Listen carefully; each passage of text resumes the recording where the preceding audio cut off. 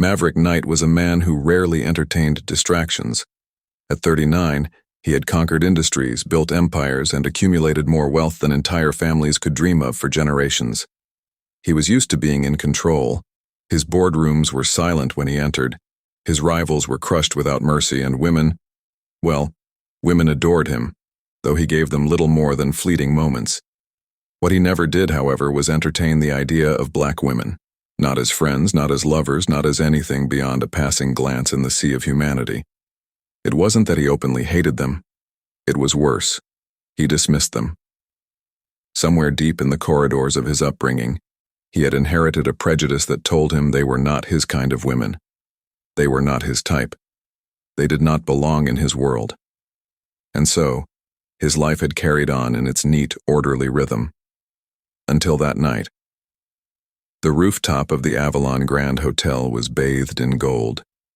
Thousands of fairy lights draped across trellises, crystal chandeliers hung over velvet lounges, and a jazz quartet filled the air with smooth melodies. The city skyline stretched in the distance like a painting, sharp skyscrapers piercing the dusk with the river glittering below. It was Arthur Langston's 50th birthday, and Maverick had come out of courtesy more than pleasure. Arthur was a fellow billionaire, an old friend from the Harvard days, and his parties were always extravagant showcases of power. Guests mingled in tailored tuxedos and sequined gowns, laughter ringing out as champagne glasses clinked. Maverick stood near the balcony, a glass of scotch in hand, his piercing blue eyes scanning the crowd with casual detachment. He had already exchanged pleasantries with a senator, turned down 2 offers from investment bankers, and endured a conversation with a model who only seemed interested in his yacht. It was all routine, predictable, ordinary, until he saw her. She entered like a vision. The first thing Maverick noticed was the gown, sleek, deep purple satin that hugged her curves effortlessly, shimmering under the soft glow of the chandeliers. Then came her poise, regal, confident, every step as though she owned the ground she walked on. And finally, her face, delicate features, luminous dark skin, and eyes that carried both warmth and an undeniable strength. Maverick froze. Something shifted inside him, something he couldn't immediately place. He wasn't a man easily shaken, but his heartbeat betrayed him, pounding harder with each second she moved closer into the room. He told himself to look away. Old habits whispered in his ear. Not her. Not your kind. But his eyes refused. They clung to her like iron to a magnet. Who is she? Maverick muttered under his breath. No one around him seemed to notice her the way he did. Conversations continued, glasses clinked, the music swelled. Yet for Maverick, the entire party had blurred into silence, leaving only her. She made her way to the bar, ordered something with a smile, and leaned against the counter, alone. Maverick downed the rest of his scotch, straightened his tuxedo jacket, and forced his feet forward. For the first time in years, he felt nervous. "Good evening," he said when he finally reached her. His voice, usually deep and commanding, came out just a shade uncertain. She turned to him, eyes flicking over his face, her lips curving into a polite but measured smile. "Good evening." Up close, she was even more stunning. Her hair was swept into an elegant bun, a pair of diamond earrings catching the light with each tilt of her head. There was no trace of intimidation in her gaze. If anything, she looked as though she was weighing him, deciding whether he was worth her time. "I don't think we've met," Maverick said, extending his hand. "Maverick Knight." Her brow arched slightly, as though recognizing the name. Still, she didn't gush or feign excitement the way most people did when meeting him. Instead, she took his hand with calm confidence. "Pheobe Bernard," she replied. Pheobe. The name rolled through him like velvet. "Pleasure to meet you, Pheobe," Maverick said, releasing her hand reluctantly. "Arthur certainly knows how to throw a party." "He does," she agreed, glancing around the rooftop. "Though I've never been one for all this glitter. Too much sparkle makes it hard to see what's real." Maverick blinked. No one ever said things like that at these gatherings. Most people were too busy pretending to belong. Her words were refreshing, grounded. He found himself smiling, genuinely smiling. I couldn't agree more. These events are a performance. Her lips twitched upward. And what role are you playing tonight, Mr. Knight? For a second, Maverick was caught off guard. No one spoke to him like that. Teasing, almost challenging. Women usually bent themselves to fit his ego. But not her. I suppose I'm playing the bored billionaire, he said dryly. And you? The observer, Pheobe replied smoothly, sipping her drink. I like watching people pretend. It tells you more about them than their words ever could. He chuckled, his interest deepening. You're not like most people here. And you're not as charming as you think you are. She shot back lightly. Maverick laughed. Actually laughed. A sound that startled even him. What began as a hesitant introduction blossomed into a conversation that carried them through the evening. They spoke about travel, books, music. She told him about her love for architecture, the way cities were shaped not just by buildings but by the dreams of the people inside them. He found himself listening, truly listening, not simply waiting for his turn to speak. And he surprised himself too, sharing small pieces of his life that he rarely gave away. The pressure of his empire, the loneliness of success, the walls he had built so high even he sometimes couldn't climb them. With anyone else, he would have guarded those truths like secrets. With her, the words flowed. As the night waned and guests began to leave, Maverick realized something alarming. He didn't want the conversation to end. I enjoyed talking to you, Phoebe, he said softly, reluctant to break the moment. She smiled, her eyes warm but unreadable. I enjoyed it too. He hesitated, then reached for his phone. Would you mind if I had your number? Perhaps we could continue this conversation another time, away from all the sparkle. There was a beat of silence as she studied him. Maverick felt a strange tension in his chest, as though waiting for a verdict. Finally, she nodded and recited her number. When he saved it, something inside him clicked. A door opening. Later, as Maverick sat in the back of his black Rolls-Royce, the city lights flickering past the tinted windows, he stared at her name glowing on his phone screen, Pheobe Bernard. He should have been annoyed with himself. This wasn't him. He didn't chase women, didn't get distracted, didn't let his guard down. Especially not for someone who represented everything he once dismissed. And yet, he leaned back against the leather seat, loosening his tie. For the first time in years, the world felt unpredictable. And strangely, he liked it.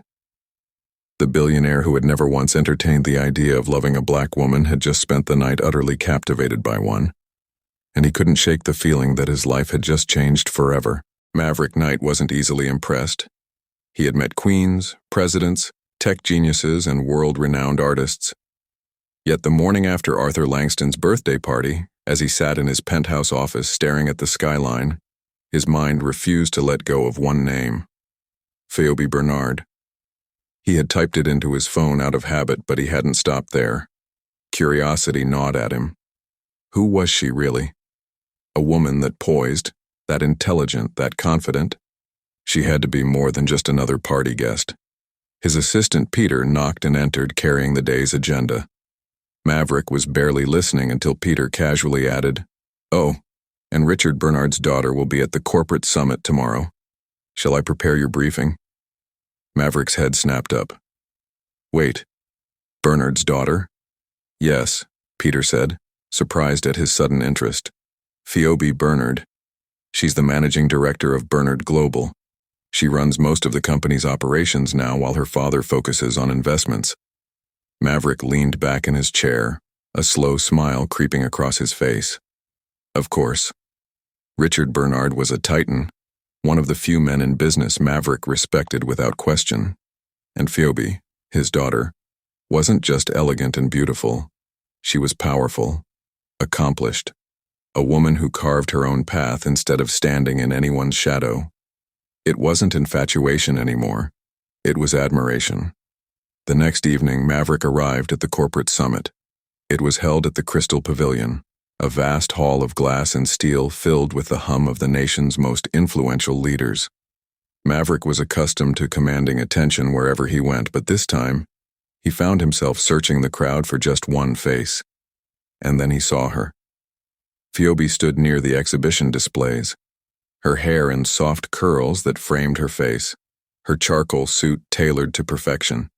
She exuded authority, every gesture calm, every word deliberate. She wasn't just present, she was leading. Maverick watched as a group of younger executives clustered around her, listening intently as she explained a new expansion strategy for Bernard Global. Her confidence was magnetic. He approached when the crowd dispersed. "Ms. Bernard," he greeted, this time with a tone of deliberate respect. Her lips curved into a knowing smile. "Mr. Knight, twice in 1 week. People will start to think you're following me." "Perhaps I am," he said smoothly.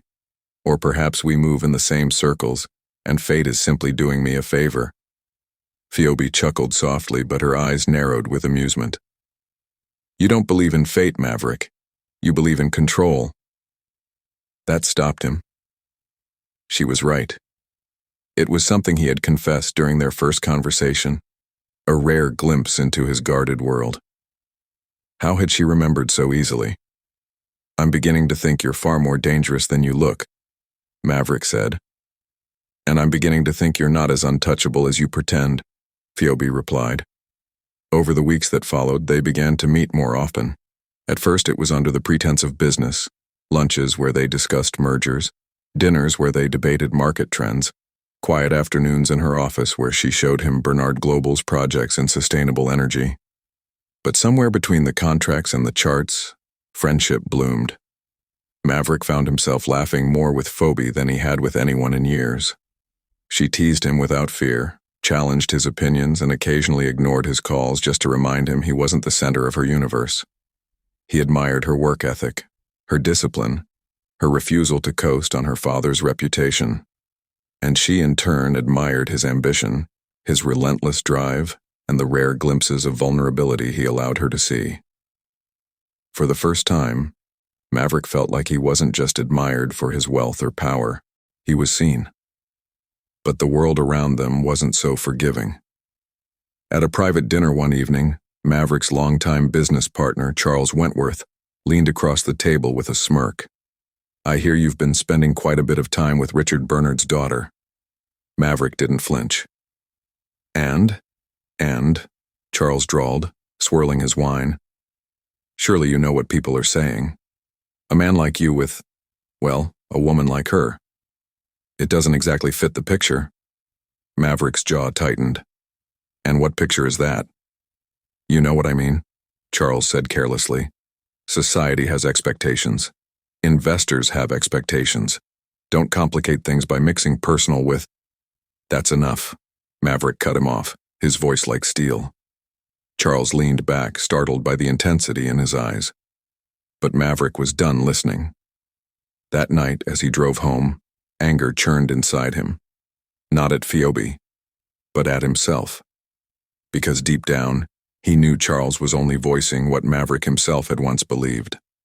The prejudice he thought buried was still alive, waiting to whisper doubts. The breaking point came 2 weeks later. They were attending a charity gala, another glittering event filled with polished smiles and sharp whispers. Maverick escorted Pheobe inside, their entrance turning heads. She looked breathtaking in a navy gown, her hand lightly resting on his arm. For most of the evening, everything was perfect, until a socialite half-drunk and reckless sneered loud enough for Maverick to hear. Is he serious? Maverick Knight parading around with her? Must be a phase. He'll come to his senses soon enough. The word sliced through the air. Maverick stopped in his tracks. Pheobe, sensing the tension, squeezed his arm gently, her eyes urging him to ignore it. But he couldn't. He turned, his voice cutting through the hall like a blade. If you have something to say about the woman I'm with, then say it to me directly. Otherwise, keep your ignorance to yourself. The room fell silent. Eyes turned. The socialite stammered, red-faced before slinking away. Maverick looked around, daring anyone else to speak. No one did. When he turned back to Pheobe, her eyes were wide, not with fear, but with something softer, something warmer. "Why did you do that?" she whispered once they were alone on the terrace. "Because you deserve respect," he said simply, "and because I refuse to stand by and let anyone reduce you to less than who you are." Phoebe's gaze softened. For the first time, she reached up and touched his face, her fingers brushing his jaw. "You're changing, Maverick Knight, and I don't know whether to be impressed or terrified." He caught her hand gently, holding it against his cheek. "Be both." From that night on, their bond deepened. They spent weekends walking through art galleries arguing about which pieces carried true genius. They drove out of the city for long, quiet dinners where no one knew their names. Maverick began to open up about his childhood, the cold household, the expectations that smothered him, the loneliness money never erased. And Phoebe shared her own battles, the pressure of living in her father's shadow, the constant need to prove she wasn't just his daughter but her own force, the subtle racism she endured in boardrooms where her brilliance was overlooked until she shoved it in their faces. They found solace in each other. They found understanding. And slowly, Maverick realized something startling. The walls he had spent years building were crumbling, one by one, under the steady warmth of her presence. By the end of the season, there was no denying it anymore. They weren't just colleagues, they weren't just friends, they were something more. Maverick knew it the moment he kissed her for the first time, a quiet evening after a long meeting. It wasn't planned. It wasn't calculated. He simply looked at her, saw the way her eyes softened when she smiled and leaned in, and when she didn't pull away, when she kissed him back with a tenderness that felt both fierce and gentle, he knew his world had shifted permanently. The billionaire who once swore he'd never look at a black woman with anything more than indifference was falling fast, and for the first time in his life he wasn't afraid of the fall. Love wasn't something Maverick Knight had ever trusted. He had seen it used as a bargaining chip, a mask, a weakness. In his world of billion-dollar deals and ruthless negotiations, love was an illusion, sweet, dangerous, and fleeting. But with Pheobe Bernard, it wasn't an illusion. It was undeniable, real, and terrifying in its intensity. What began as friendship had bloomed into something richer. Their stolen evenings turned into weekends together. Their meetings, once confined to business, became adventures of discovery. Maverick found himself learning the rhythms of her life, the way she hummed softly when concentrating, the way she always ordered tea instead of coffee, the way her laughter, unrestrained and genuine, echoed long after it faded.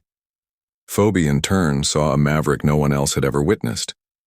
She saw the man behind the empire, the boy who once sought his father's approval and never received it, the man who craved silence after a day of power.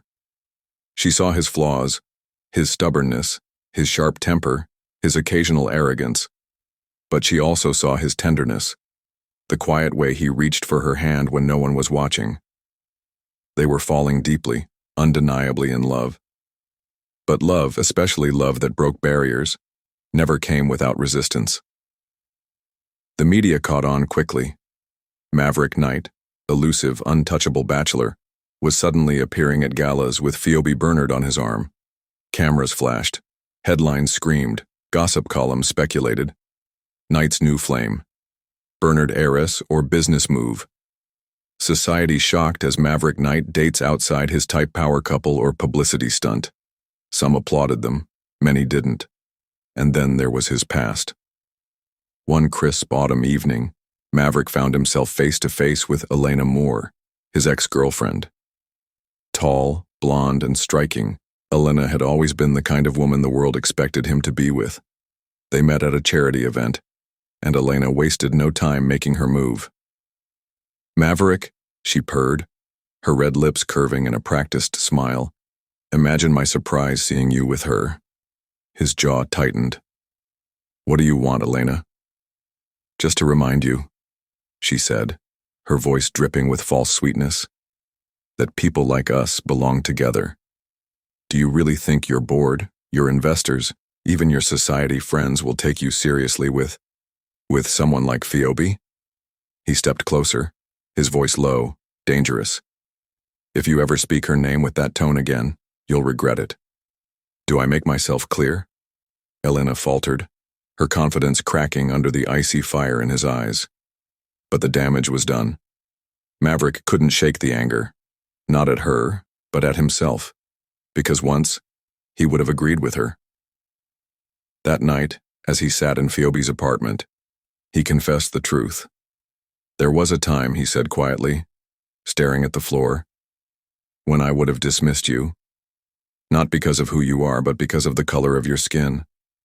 I would have told myself we were too different, that it could never work. Phoebe was silent, her eyes searching his face. And now? She asked finally. He met her gaze, his voice steady. Now I know I was a fool. Because you are everything I didn't know I needed. You're strong, brilliant, beautiful, and I'd burn down the world before I let anyone take you from me. For a long moment she just looked at him. Then she crossed the room, cupped his face in her hands and whispered, "Don't burn down the world, Maverick. Just promise me you'll stand with me in it." And he promised. Their courtship became the stuff of whispered legend. They traveled together, not just to exotic islands and private villas, but to places that mattered. They visited orphanages Phoebe supported, schools her foundation funded. Maverick, who had once written checks without caring where they went, began to see the impact of compassion through her eyes. They shared intimate nights cooking in her small kitchen, where Maverick, hopeless at chopping vegetables, ended up burning the onions while Phoebe laughed until she cried. They took long drives through the countryside, where silence was as comfortable as conversation.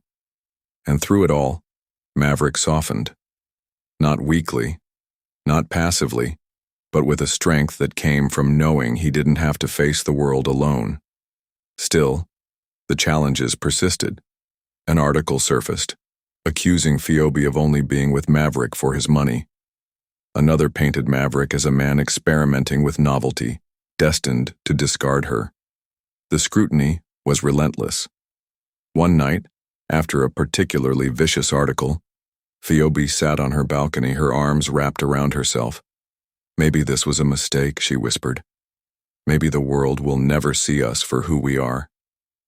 Maverick knelt in front of her, his hands on her knees, his eyes fierce. "I don't give a damn what the world sees, I see you. That's enough for me." "But is it enough for us?"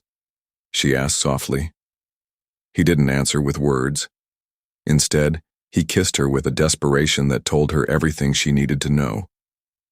The turning point came when Maverick chose to make a public stand. At a major business conference during a QA session, a journalist asked bluntly, "Mr. Knight, what do you say to critics who claim your relationship with Ms. Bernard is a mistake?" The room went silent. Cameras flashed. Maverick looked straight into the lens and said, "The only mistake I ever made was not seeing her worth sooner. Pheobe Bernard is not just my partner in life. She's a leader, a visionary, and the woman I love. If anyone has a problem with that, they can take it up with me." The applause that followed was thunderous. And though controversy didn't vanish overnight, the statement marked a line in the sand.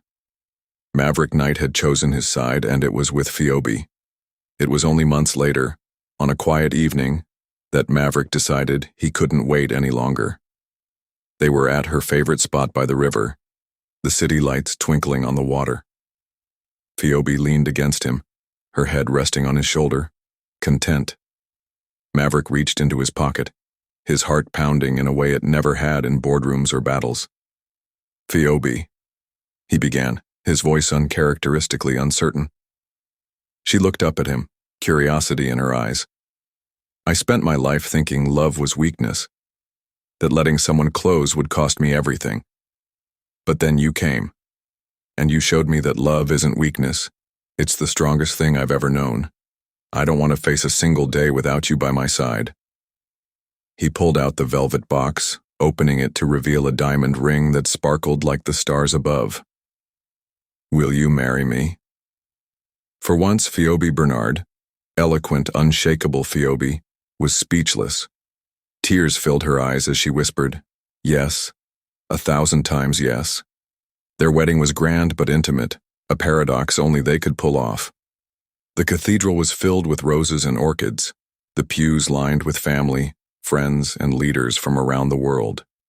Maverick stood at the altar in a tailored black tuxedo, his heart racing as the doors opened.